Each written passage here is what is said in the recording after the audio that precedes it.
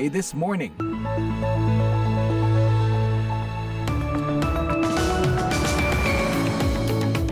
Selamat pagi pendengar, apa kabar semuanya? Senang sekali VOA This Morning dapat kembali menemani Anda di pagi hari ini.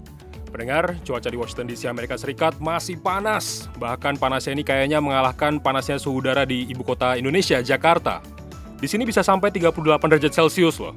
Efek pemanasan global semakin terasa nih, sampai-sampai hampir setiap hari di sini kami selalu mendapat notifikasi tentang cuaca panas berlebih atau hujan badai. Tapi walau panas hujan badai melanda, redaksi VOA tetap menyiapkan berita hangat dari berbagai penjuru dunia, termasuk Indonesia, untuk memulai hari Anda.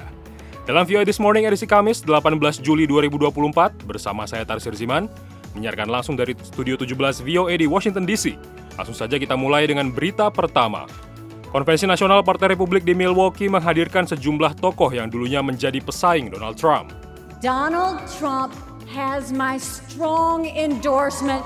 Koalisi Masyarakat Sipil untuk Reformasi Sektor Keamanan menolak pencabutan larangan berbisnis bagi prajurit TNI.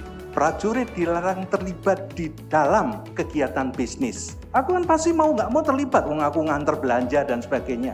Pendengar, siaran ini juga dapat Anda simak melalui live streaming di situs kami www.voaindonesia.com dan dengarkan kapan saja di mana saja melalui podcast VOA di platform podcast langganan Anda. Sekarang mari kita simak berita dunia pagi ini bersama Karlina Amkas. Selamat pagi. Menteri Luar Negeri Rusia Sergei Lavrov Rabu menuduh Amerika menjadi kaki tangan langsung dalam konflik Israel-Palestina karena Amerika memasok senjata ke Israel. Itu pula yang terjadi di Ukraina, katanya. Если эта поддержка прекратится, кровопролитие будет остановлено. Однако США либо не хотят, либо не могут. Jika dukungan ini berhenti, pertumpahan darah akan berhenti. Namun, Amerika tidak mau atau tidak bisa melakukannya, kata Lavrov, pada sesi debat terbuka Dewan Keamanan PBB yang membahas Timur Tengah. Jelas, yang dikedepankan bukanlah menyelamatkan nyawa manusia, tetapi manuver yang memungkinkan tingkat popularitas Biden naik dalam kampanye pemilu, cetusnya.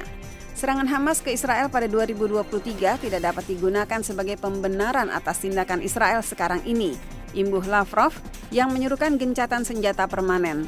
Ia juga mengatakan bahwa Rusia mendukung masuknya Palestina ke dalam PBB. Kebijakan Israel terhadap tepi barat menghancurkan prospek solusi dua negara dengan Palestina, kata Sekjen PBB Antonio Guterres Rabu. Kekerasan dan penangkapan meningkat di wilayah yang diduduki Israel itu sejak Perang Gaza meletus akibat serangan Hamas pada 7 Oktober. Melalui langkah-langkah administratif dan hukum, Israel mengubah geografi tepi barat, kata Guterres dalam pernyataan yang dibacakan kepala stafnya dalam pertemuan Dewan Keamanan. Perluasan permukiman diperkirakan meningkat karena perampasan lahan dalam jumlah besar di kawasan-kawasan strategis dan perubahan perencanaan, pengelolaan lahan, dan tata kelola, tambah Guterres. Perkembangan terbaru ini semakin mempertaruhkan prospek solusi dua negara, kata Sekjen PBB.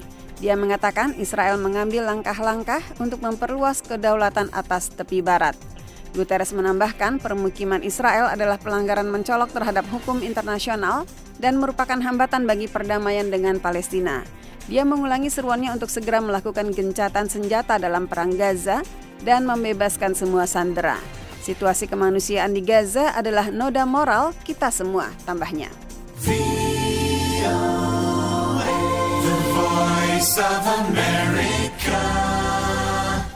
Percobaan pembunuhan Donald Trump melahirkan hiruk-pikuk yang lain. Kaos bergambar calon presiden Amerika itu tepat setelah ia ditembak dengan slogan-slogan seperti fight atau lawan, pergerakan MAGA tidak bisa dihentikan, banyak dibeli peserta konvensi Partai Republik atau RNC. Dibanderol $50, peserta RNC di Milwaukee, Wisconsin dapat membawa pulang kaos bergambar Trump yang mengepalkan tangan ke udara sementara darah mengalir di wajahnya. Mantan Presiden Amerika itu sedang berkampanye di Butler, Pennsylvania ketika tembakan terdengar. Bagian atas telinga kanan Trump terserempet peluru, membuatnya berlumuran darah. Belanda Rabu memperingati 298 korban penerbangan MH17 dengan upacara yang dihadiri mereka yang berduka dan perwakilan dari Malaysia, Australia, Inggris, Belgia, dan Ukraina. Malaysian Airlines penerbangan MH17 dari Amsterdam ke Kuala Lumpur ditembak jatuh di Ukraina Timur pada 17 Juli 2014 ketika pertempuran berkobar antara separatis pro-Rusia dan pasukan Ukraina. Awal dari invasi Rusia ke Ukraina pada 2022. Seluruh penumpang berjumlah 283 dan 15 awak pesawat, termasuk 196 warga negara Belanda, tewas. Berdasarkan penyelidikan internasional, Pengadilan Belanda pada 2022 mengatakan tidak diragukan bahwa pesawat ditembak jatuh oleh sistem rudal Rusia dan bahwa Moskow memiliki kendali penuh atas kekuatan separatis Republik Rakyat Donetsk di Ukraina Timur sejak Mei 2014. Rusia membantah terlibat. Sebuah meteor Selasa melesat melewati patung Liberty yang menjadi ikon kota New York sebelum hancur, kata Meteor Watch NASA dalam postingan di Facebook. Penduduk kota itu membanjiri internet dengan berbagai laporan mengenai adanya bola api di langit. Sebagian menggambarkan sensasi gempa dan ada pula yang menceritakan suara badai petir. Dengan kecepatan 54.500 km per jam, meteor itu menukik dengan sudut yang tajam, melewati patung Liberty sebelum hancur hampir 47 km di atas pusat kota Manhattan, tulis Badan Antariksa Amerika Serikat NASA di media sosial Selasa. Tak satu pun dari orang-orang bersenjata yang menewaskan 6 orang dan melukai hampir 30 lainnya dalam serangan di Masjid Oman adalah warga Pakistan, kata Duta Besar Pakistan untuk Oman, Imran Ali. All these 4 shuhada, they were just not random victims. Dalam pernyataan video di X, Ali mengatakan bahwa 4 warga Pakistan yang tewas dalam serangan di Masjid Syiah itu bukan sekadar korban teroris. Dia menambahkan bahwa mereka membantu orang lain di masjid untuk melarikan diri. Kelompok ekstremis ISIS melalui kantor berita afiliasinya mengaku bertanggung jawab atas serangan di ibu kota Muscat tersebut tanpa memberikan bukti.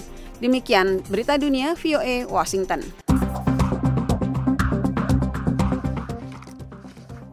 Konvensi Nasional Partai Republik atau RNC kali ini diperkirakan dihadiri 50.000 orang, mulai dari peserta, unsur partai, sukarelawan, media, lembaga undangan, hingga diplomat asing. RNC juga mendapat perhatian dari pemerintah Indonesia yang mengirim sejumlah diplomatnya untuk mengamati jalannya konvensi. Selengkapnya bersama jurnalis VOA Rio Tuasikal dari Milwaukee, Wisconsin. Iya pendengar, ada 4 diplomat yang dikirim Kedutaan Besar Republik Indonesia KBRI Washington DC ke Konvensi Nasional Partai Republik di Milwaukee, Wisconsin ini. Ada Wakil Duta Besar RI di AS, Ida Bagus Made Bimantara, yang memimpin rombongan itu. Nah, kami sempat berbincang dengan mereka di sela-sela konvensi. Berikut Wakil Dubes RI, Ida Bagus Made Bimantara. Nah, ini bagian dari kita mengamati begitu, bagaimana demokrasi dijalankan di Amerika Serikat gitu. Ini kita hadir di Republican National Convention bulan Juli ini. Nah, namun nanti juga kita akan hadir di Democratic National Convention pada bulan Agustus. Jadi dua-dua partai itu memang mereka juga mengundang melalui Kementerian Luar Negeri kedutaan-kedutaan perwakilan asing yang ada di Amerika Serikat. Penetapan Capres-Cawapres di AS memang berbeda dengan di Indonesia. Di Indonesia biasanya ditetapkan lewat penunjukan internal, tapi penetapan Capres di AS sangat ditentukan oleh para pendukung partai di akar rumput. Sementara penetapan Cawapres dilakukan oleh pilihan Capres setelah mendapatkan masukan dari berbagai pihak yang mendukung partai. Nah, kandidat Capres partai di AS juga harus memperebutkan suara delegasi negara bagian dalam pemilihan pendahuluan atau primary. Selain acara konvensi, di Milwaukee, rombongan diplomat Indonesia juga menghadiri sejumlah pertemuan atau forum yang diadakan organisasi afiliasi Partai Republik. Wakil Dubes RI, Ida Bagus Made Bimantara, mengatakan punya 2 agenda. Ini kesempatan yang baik untuk kita mendengarkan secara langsung dari para politisi Partai Republik mengenai pemikiran mereka untuk polugrinya. Dan kedua juga kesempatan yang baik untuk kita membangun jejaring gitu. Jadi di sini kita banyak berkenalan dengan tokoh-tokoh Partai Republik maupun tokoh-tokoh politik lainnya di Amerika Serikat. Konvensi Partai Republik sendiri memasuki hari ketiga dengan agenda utama hari ini, yakni pidato dari Cawapres J.D. Vance, sesuai dengan tradisi konvensi nasional. Dengan tema hari ketiga yakni kebijakan luar negeri, J.D. Vance diperkirakan akan menyentuh topik-topik seperti perang di Timur Tengah, Ukraina, dan meluasnya pengaruh Tiongkok. Suasana di area konvensi sendiri tetap meriah. Para delegasi dan politisi mulai memakai atribut bertuliskan Trump Vance. Bahkan ada kaos yang bertuliskan Trump Vance yang baru datang ke lokasi konvensi hari ini. Masih fresh. Dan konvensi baru saja dimulai pukul 6 sore waktu Milwaukee atau 6 pagi waktu Indonesia Barat. Sebelum pidato dari J.D. Vance akan ada 28 tokoh dan perwakilan pendukung yang berbicara. Dari area konvensi Partai Republik di Milwaukee, saya Rio Tuasikal, VOA. Konvensi Nasional Partai Republik di Milwaukee menghadirkan sejumlah tokoh yang dulunya menjadi pesaing Donald Trump dalam bursa capres Amerika Serikat dari Partai Republik. Mereka hadir untuk membulatkan dukungan bagi Trump untuk maju dalam Pilpres November mendatang melawan petahana Presiden Joe Biden. Selengkapnya dilaporkan tim VOA dari Milwaukee, Wisconsin. Konvensi Nasional Partai Republik, seperti konvensi-konvensi sebelumnya, menekankan persatuan internal partai. Malam kedua konvensi menunjukkan semangat itu dengan tampilnya sejumlah mantan lawan Donald Trump yang sempat menantangnya dalam pemilihan pendahuluan. Termasuk Vivek Ramaswamy, pengusaha yang akhirnya mundur setelah Iowa Caucus, pemilihan pertama dalam rangkaian pemilihan pendahuluan pertengahan Januari lalu. If you want to seal the border, vote Trump. If you want to restore law and order... Jika Anda ingin menutup perbatasan, pilih Trump. Jika Anda ingin memulihkan hukum dan ketertiban di negara ini, pilih Trump. Juga hadir Gubernur Florida, Ron DeSantis, yang mundur sebelum pemilihan New Hampshire, pemilihan pendahuluan urutan kedua pada akhir Januari lalu. My fellow Republicans, let's send Joe Biden back to his... Rekan-rekan Partai Republik, mari kita kirim Joe Biden kembali ke ruang bawah tanahnya. Dan mari kita kirim Donald Trump kembali ke Gedung Putih. Ada juga Nikki Haley, mantan Gubernur South Carolina yang juga sempat menjadi duta besar Amerika Serikat untuk PBB di bawah pemerintahan Trump dulu. I'll start by making one thing perfectly clear. Donald Trump has my... Saya akan tegaskan kembali satu hal. Saya mendukung penuh Donald Trump. Haley akhirnya menjadi penantang terkuat Trump dalam pemilihan pendahuluan dan baru mundur bulan Maret. Saat pemilihan pendahuluan, Haley menyebut Trump sebagai tokoh tak layak dan tak mungkin menang Pilpres. Tapi anggota delegasi dari negara bagian asal Haley ingin melihat ke masa depan, bukan ke masa lalu. Jerry McDaniel adalah salah satu anggota delegasi dari South Carolina. It doesn't matter who ran against him before. President Trump is bringing them all in together. Tidak masalah siapapun yang pernah bersaing melawan Trump sebelumnya. Presiden Trump menyatukan mereka semua. Dan itulah yang ingin kami lihat. Rekan satu delegasi Jerry McDaniel, Robin Hawley, ditanya oleh VOA apakah ia percaya Nikki Haley sepenuh hati mendukung Trump melawan Presiden Joe Biden. I think if she is a person that I think that she might be, because I don't know her, I think that she's got some forgiveness. Jika penilaian saya tentang kepribadiannya benar, karena saya tidak mengenalnya, saya rasa dia telah ikhlas dan memiliki motivasi untuk terus maju dan membuat kita tetap bersama dan membantu negara kita. Tak hanya lawan Trump dalam pemilihan pendahuluan tahun ini, tapi juga pemilu 2016 ikut hadir, termasuk Senator Ted Cruz asal Texas, Senator Marco Rubio dari Florida, dan mantan Menteri Perumahan Ben Carson. Dari Milwaukee, Wisconsin, Randy Wicaksana, Rio Tuasikal, dan tim VOA. The Voice of America, VOA. Koalisi Masyarakat Sipil untuk Reformasi Sektor Keamanan menentang usul pencabutan larangan berbisnis bagi prajurit yang ada dalam revisi Undang-Undang Nomor 34 Tahun 2004 tentang Tentara Nasional Indonesia atau UU TNI. Fatia Wardah melaporkannya dari Jakarta.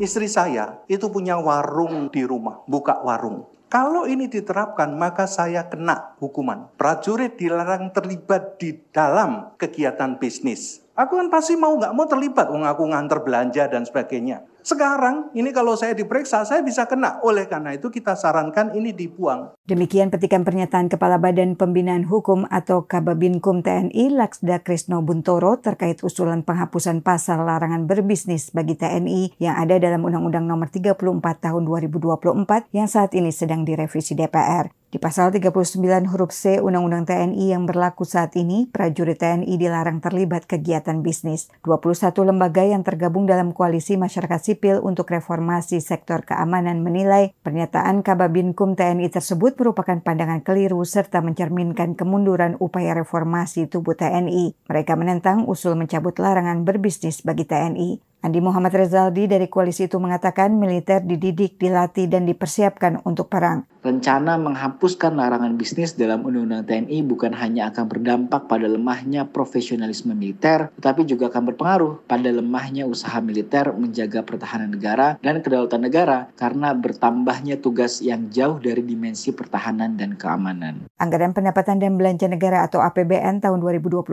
mengalokasikan 139,26 triliun rupiah untuk Kementerian Pertahanan. Lebih dari separuh anggaran itu didistribusikan untuk dukungan manajemen yang mencapai 77,57 triliun rupiah dan modernisasi alutsista 43,2 triliun rupiah. Khusus untuk kesejahteraan prajurit dialokasikan sebesar 12,37 triliun rupiah. Pengamat militer dari Institute for Security and Strategic Studies, Khairul Fahmi menilai akan ada sederet potensi masalah jika aturan larangan TNI berbisnis dihapus. TNI ini memang harus diingatkan ya, bahwa larangan berbisnis bagi organisasi TNI maupun prajuritnya, ini catatannya adalah sepanjang dimaknai sebagai entitas korporasi. Itu adalah untuk memastikan bahwa fokus utama mereka tetap pada tugas pokok, menegakkan kedaulatan, mempertahankan keutuhan negara, melindungi keselamatan bangsa, dan menjaga keamanan nasional. Ketua Komisi 1 DPR Mutia Hafid menegaskan usulan agar para prajurit TNI boleh berbisnis tidak masuk dalam rancangan RUU TNI yang sedang dibahas parlemen. Dari Jakarta, Fatia Wardah melaporkan untuk VOA Washington.